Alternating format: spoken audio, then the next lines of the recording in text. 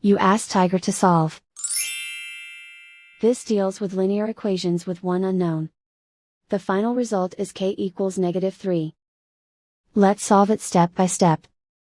Simplify the expression. Expand the parentheses. Simplify the arithmetic. Multiply the coefficients. Expand the parentheses. Group like terms. Simplify the arithmetic.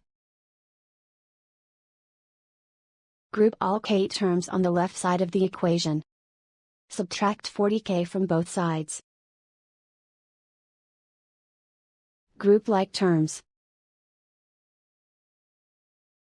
Simplify the arithmetic. Group like terms. Simplify the arithmetic. Group all constants on the right side of the equation. Add 17 to both sides. Simplify the arithmetic.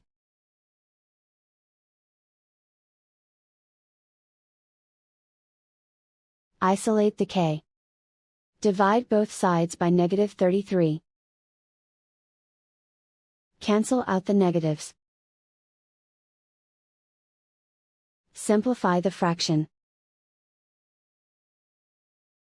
Move the negative sign from the denominator to the numerator. Find the greatest common factor of the numerator and denominator. Factor out and cancel the greatest common factor.